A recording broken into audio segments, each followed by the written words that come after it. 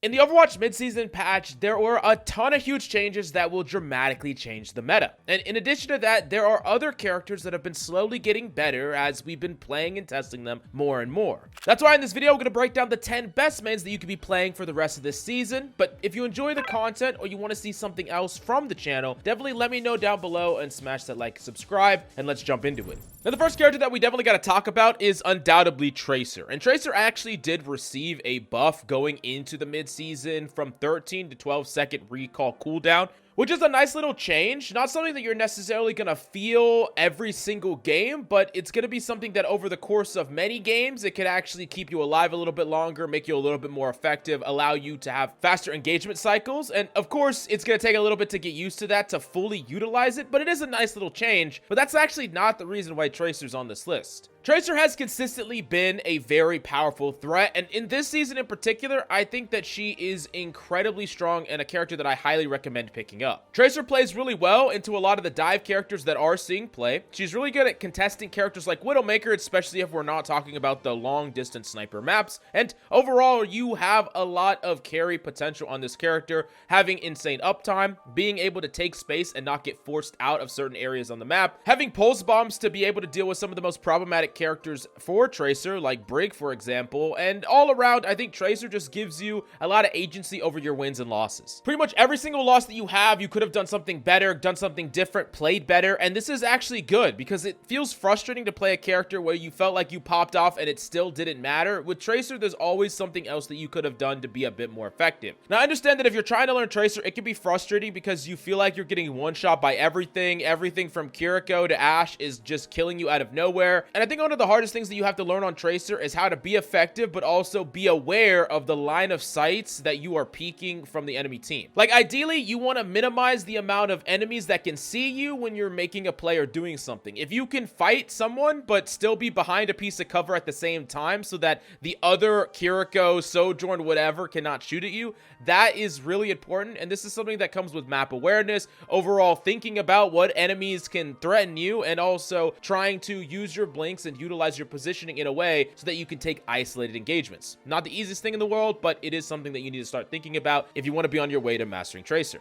Now, the next big buff that we got was actually from Ana, from 70 damage and heal to 75 damage and heal per shot. And this is a really big deal because it changes some really notable breakpoints, and overall, Ana has just been consistently good, and now she's primed to be even better. So now you can like 3-shot afar, for example, which could be a really big deal, allowing you to kill characters that you wouldn't otherwise kill, or even 3-shot like a 200 HP character that did receive a little bit of healing, which is another big deal. And then in addition to that, Ana has just been really reliable as a support, playing really well with characters like Brig right now, making this unstoppable backline that can't really be dealt with because people can't dive onto an Ana Brig with Inspire plus Nade. It's just too much healing, too much sustain. Not to mention they could potentially just die, get slept, get naded, get shot, and then just killed out of nowhere, and this extra bit of damage is going to help along with that. And I really can't reiterate enough just how powerful Ana's nano boost is. Like, everyone really talks about many of the other support ults, Beat, Kitsune Rush, Juno's ultimate, and these are all fantastic ultimates, don't get me wrong,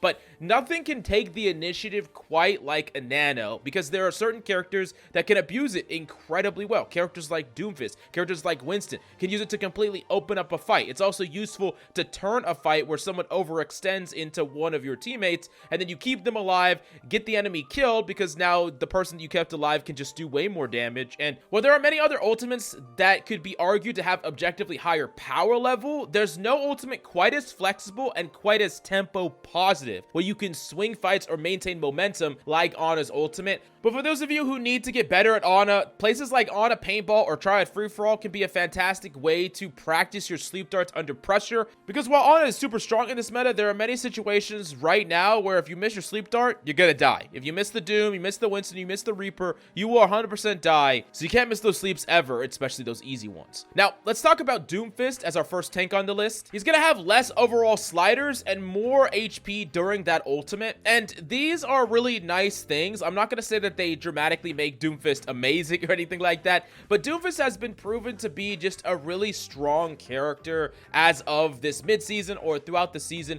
depending on the matchups, depending on what characters surround the Doom. Doom is really, really powerful when he has characters that don't want to just hold space, but take space and challenge enemies with him, right? If he has Tracers, if he has Genjis, if he has Sombras, if he has Echoes, these characters are really, really strong and powerful, but where Doomfist starts to lack is when everyone is not following up on the things that he is creating, the opportunities, you know, baiting out Lamp, baiting out Nade, baiting out Suzu. Like, doing all of that is really, really great, but not every character can capitalize on that, right? If you have a Hanzo in the backline shooting from distance, that person is not going to be able to collapse on the characters that don't have any cooldowns but are behind cover, right? Now, characters like Reaper, Moira, Kirko, there's more than you would think that could actually follow up on what Doomfist is creating, but I really do think that the problem a lot of times with Doomfist is when they have the compositions that don't do that and they try to adapt their play into be a more punch bot, hold space oriented Doom, and that's just not that great against some characters.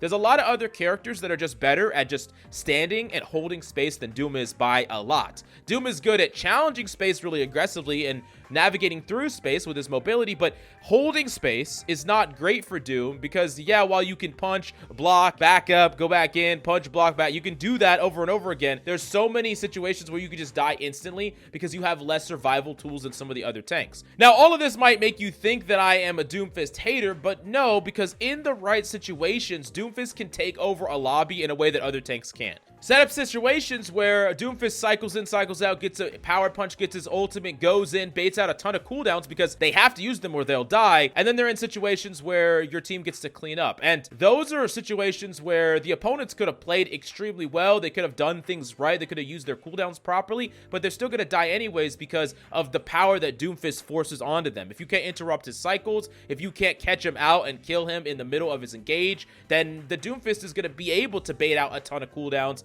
And then what are you going to do about the Reaper and the Tracer and the Genji and the Moira? That's all these characters you can't do anything about because there's all of this cooldown resources that you have to dump into this Doom. So while I wouldn't necessarily recommend him as a one trick unless you're a crackhead like Zebra, I would say that a lot of people could pick up Doom and use him in the right situations and get a ton of value. Now, speaking of the devil, number 4 is Hanzo. And Hanzo kind of slowly got everything that Hanzo players wanted, and it's interesting because Hanzo was super weak. He lost his identity. He couldn't one-shot. They slowly buffed it back to where now he can one-shot 250 HP heroes, which is not every hero, but it's a lot of them. I will say notably characters like Mei can be pretty frustrating. Characters like Reaper can still be pretty frustrating, but at the very least, you can one-shot the majority of supports. Plus, now Hanzo can knock his arrow a bit faster, and it feels more natural. When it slowed it down, it just felt a little bit off, and it messed with the internal clock of a lot of Hanzo mains. Plus, just your overall output of damage was just less. And now, really importantly, his ultimate will destroy breakables and do damage to breakables. So Argate did a video of this on his channel that you can go check out, but basically like Malga ult, it will deal damage on the front and back side of the ult, so you could break it really quickly. There are other destructibles that it'll just randomly destroy. Things like mines from Hammond really just destroy like random crap around the map. It will destroy things like tree. And when I first saw it, I thought it was going to just be more of a quality of life thing, but no, it actually comes up a lot where, you know, it just destroys that Junkrat tire, and before the Junkrat tire could just fly through it. That's a really big deal, and there's a lot more situations that you would think that it comes up. While I still am a certified Storm Arrow hater and would like some different changes to Hanzo's kit entirely, I actually think that this state of Hanzo is the strongest that he's been in quite some time and is a reasonable pick on certain maps in certain situations. I don't necessarily think he's like meta or anything like that, but he is powerful. And against matchups like against Ash, which is super strong, against Widow, which is super strong, against even characters like Tracer, Ana, there's a lot of characters that he is good at punishing if you're good at Hanzo, and those characters are some of the best characters in the meta. So maybe as an anti-meta pick, if you're good enough at Hanzo, I think now is the season, the mid-season, that you can really make him work and get value with him. So while not oppressive, not dominant, Hanzo is actually not a throw pick anymore, and he's reasonable. So yeah, I think that's a really big dub for Hanzo players and a pretty big L for everyone else. But number 5, we do got to talk about our second support, which is Moira, and they added more heal on her grasp. So it's going to be a little bit harder for you to duel a Moira, and they just made her overall a little bit more effective because that's going to actually impact everything that she does, from off angling to flanking to anything in between. And I think that this was a mistake. I'm a pretty big Moira hater, but if you are someone that likes to play this character, play her right now, because she's really, really strong, and super strong, especially in the situations like I talked about with Doom and characters like Tracer, where you have characters on your team that are baiting and utilizing cooldowns, and then you have the capability to capitalize on that. An Ana that doesn't have nade or sleep, you can bully her. You know, a Bap that wastes his lamp, you can bully him. Like, these characters you can bully, and you kind of need a little bit of help. So, like, she's not going to be great in every composition. If you're playing double sniper, I think Moira can be absolutely terrible because y'all are doing different things. The snipers are trying to get picks and generate value that way, and then the Moira is like off angling by themselves, and you're never going to find that moment to pivot unless your team already wins the fight for you. So that's like some of the awkwardness. But then on the flip side, having extra momentum and value and tempo when your Doom goes in and gets a huge punch, when your Winston jumps in, when your ball goes in and slams, this is where Moira is really going to shine. And I think with this extra little bit of heal on grasp, it's actually just going to be more duels that you're going to potentially be winning. The further you can go, the more aggressive you can be. And yeah, I think every support can like put Moira in their back pocket, especially if you're someone that doesn't really want to play mechanically demanding support. So like if you're a Mercy main, there's a lot of compositions that Mercy is just not going to fit in, but Moira will. Like if you're running like Tracer, Genji, Doom, you're not going to like pocket your divers in as Mercy, or you might just die. You can go in as Moira, and it's a great way to expand your hero pool in a way that's healthy, that allows you to not feel like a fish out of water in certain situations, in certain compositions. And number 6, regrettably, is Malga. And Malga got a cooldown change on his charge from 6 to 5 seconds and faster movement by 15%. And yeah, Malga did not need this. Malga was already really strong in the matchups that he dominated in. Like, and I talk about Malga as the character that kind of embodies the rock, paper, scissors argument of Overwatch, because there's some matchups where it just feels like he's unstoppable, and there's other matchups where he's not really that great. And what this does is it makes it so those matchups that he's not really that great in, he's even better at, right? Just more mobility and more decisions, faster movement, that just lets you be more effective in general. And then even the matchups where he's not great into, now he has a little bit more options, a little bit more counterplay.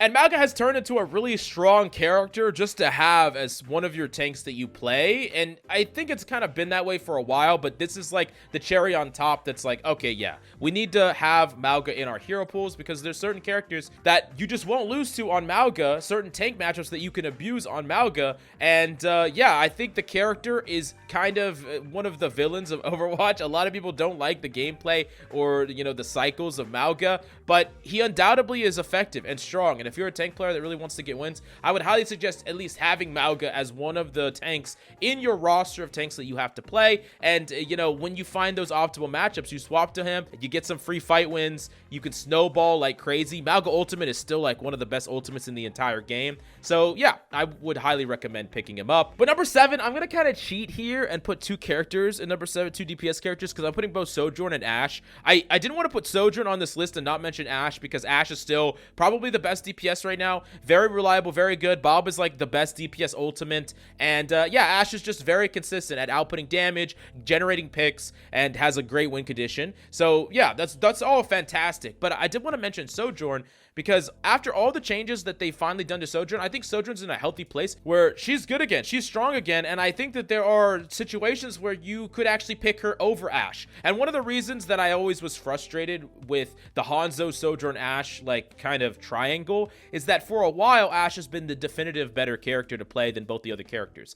And while that's still true in general, I think that there are like arguments you could be made depending on the map, depending on the composition. Sojourn has a little bit better forward momentum, so in a dive composition per se, I really do think that Sojourn can see play a lot easier than Ash, being able to like slide up to a forward high ground, take an aggressive rail shot. And while Ash can kind of emulate that to an extent, I don't necessarily think that these characters are 1-in-1. And now that Sojourn is powerful enough, there are going to be moments where, especially if you're playing against a tank like Malga or a tank like Roadhog, where you're going to have a ton of rails, Sojourn has a really high chance of just outputting a crazy amount of damage, getting picks, and generating more looks than Ash can on average, only against those right compositions. And while I do think that Ash does have a couple of advantages up against Sojourn, I think just being a different variation of the strongest DPS is still a good place to be. And I think Sojourn is definitely playable and really powerful right now. And then, like, when we go back to the Hanzo comparison, like, Ash is just not going to be just clearly better than Hanzo in every situation. Most notably, the Widowmaker. Like, Ashes hate playing against Widows on sniper maps. That's, like, her worst matchup by far. So, like, Hanzo can be just fine against Widowmakers. So, yeah, I think an Ashe player could flex to Hanzo, or they could flex to Widow. And then if they play, like, a more aggressive dive composition, they could play Sojourn in some environments. Or you could be a Sojourn player and not an Ashe player. There's a lot of variation that you could have. But I do think that it's actually a pretty healthy DPS meta right now. There's not really any DPS that I think is unplayable or terrible. And I think that's a good place to be. There's nothing that sticks out like a sore thumb, which, yeah, it's pretty rare for Overwatch, to be honest, at least in the DPS role. Now, number 8, our third support on the list is Kiriko, which Kiriko just got a little bit of buffs with everything. Better cooldowns, faster recovery time on the primary, faster swift step, faster Suzu, like... They gave this character a little bit of everything across the board, and I guess this is because Kiriko hasn't been having a high win rate just throughout most ranks, which has kind of always been true. This character is really difficult to play, hard to get value out of, and I think the reason that Kiriko has such a low win rate across most ranks is she requires a lot from you. Not only do you have to strategically just play well, knowing when you could be aggressive with an off angle, be aggressive with the flank, challenge enemies directly, but also you have to be really good at reading the battlefield, teleporting to people on a dime at the perfect moment to save them, but not too late, so where you get killed and waste your Suzu. So you need high mechanical skill, high awareness, good positioning, good timing. There's just a lot that Kiriko requires of you, and when you do all those things, Kiriko just feels completely busted, like just an insane character. So like most people will look at this and be like, wow, they're buffing Kiriko, what the hell? But most people do those things wrong. There's so many ways and situations where you could just mess up. You're not good enough mechanically. You mess up the timing, so it gets you killed. So yeah, I think that Kiriko deals with some of the problems that Tracer does, where in a lot of ways it's going to be a skill issue. And I'm not saying that it's easy to get the skill requirement to just get a crazy amount of value on Kiriko, but it's there and you know it's there. So like when you play a game and you lose it, there's always better decisions you could have made. There's always something else you could have done. And I really do think that like rewatching your VODs on Kiriko and trying to work on all of it, from your mechanics to your decision making to how and where you're flanking and being aggressive, these are things that you can work on.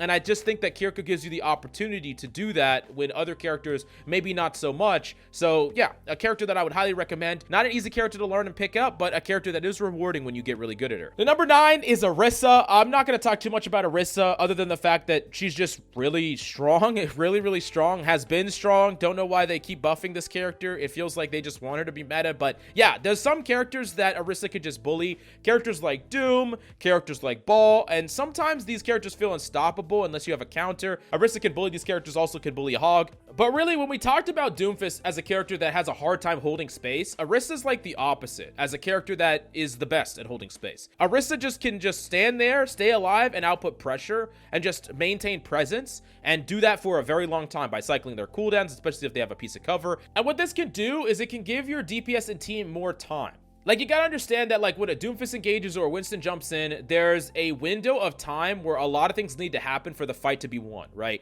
An aggressive nade needs to go in, there needs to be adequate heals, there needs to be follow-up, there needs to be a teleport in, there needs to be a Suzu, there needs to be all this stuff from your team to aid your Doomfist and Winston to win that fight, right? And if you do those things right, you'll win the fight. If you don't, someone could die, you could lose the fight. So that's a lot of pressure because there's a lot of things that need to happen in a very short time frame in order for things to go well, right? Unless that tank plays really well and understands that their team is not going to be perfectly on the same point as them. But with Orisa, you kind of take the weight off your team's shoulders because it's like, I'm not going to blow up randomly. I'm not going to die randomly. I'm going to be here and I'm going to maintain space on the front line. And if the opponent tries to do anything, I'm going to try to interrupt that with my javelin. But you're not going to have to follow up on what I'm doing, like, out of nowhere really quickly. So, like, you have time. If you want to take a flank, if you want to take an off angle, if you want to get in position, if you wasted a cooldown, whatever. As Orisa, I give you a sort of stability. Now, whether or not your team is able to capitalize on that is a big question mark. Oftentimes, as you know, in ranked games, you can't control things.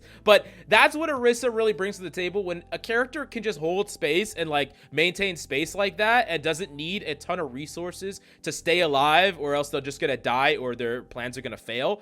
Like, Orisa's just like the super low maintenance girlfriend, right? You don't even have to text her. You know, you're, oh, I'm going out with the boys. I'm going to go play some Overwatch for 5 hours or 12 hours or whatever. And then, you know, you can message them the next day. And then, you know, Doomfist is like the tank girlfriend that's like, why didn't you call me? Why didn't you follow up when I went in and punched 3 of them? What are you doing? Why are you throwing, you know? Okay, I'm sorry. But last but certainly not least, we have Widowmaker. And I gotta put Widowmaker on this list because I think she's warping the meta in a way that other characters aren't. Like, Widowmaker is kind of keeping Orisa in check in a weird way because Orisa is a tank that just can't interact with Widowmaker. And in those slower fights where tanks are just holding space and not threatening space very aggressively, especially far space or threatening a dive or anything like that, Widowmaker just gets a lot of free looks and gets a lot of free picks and a lot of free kills. And I really do think that in general, players should have a strategy up against Widow no matter what they like to play.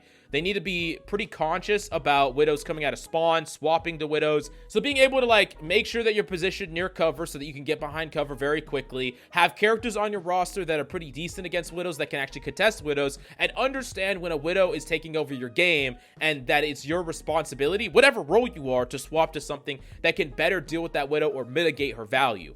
Now, there's characters in every single role that can actually deal with a Widowmaker, but you're not necessarily gonna just shut her down. I'm just saying that you need to find ways to make it so that she's carrying less if you end up in a lobby with a raid boss Widowmaker. Now, for you DPS players, I really do think that Widowmaker is one of the most important characters to be able to play at a competent level. One of the problems, though, is that if the opponent Widowmaker is better than you, then, you know, swapping to Widowmaker could just be your demise, your doom. But sometimes you got to get forged in fire a little bit. Sometimes you got to lose a little bit on Widowmaker to get good enough to win a little bit on Widowmaker. And I would say that it's really going to help your win rate, especially those of you who play certain characters like Ash, certain characters like Cass, certain characters like Genji, Tracer, whatever, on the maps like Circuit Royale, where, especially on that first point, it's really hard for you to get into range and be effective. But a Widowmaker swap can just open up that fight, especially on offense, because you only need to win like 1 or 2 fights against their Widowmaker, even if she kills you. Like, a 50-50 trade when you're on attack on Widowmaker is fine, because like you walk out, you lose the fight, but then you walk out and win the fight. It's okay. You won the fight. You can push it, right? As long as you're not losing over and over again. But if you want to get good aim on like Tracer, Ana, Hanzo, Widowmaker, any of the characters that we talked about in this video, on my Patreon, I actually have an aim mechanical course that you can go check out. It's only $5 and you can check it out if you want to, or you can just ask me some aim related questions in the comments down below and I'll do my best to answer them. But if you enjoyed the content, smash that like and subscribe. Thank you, and we'll see you next time.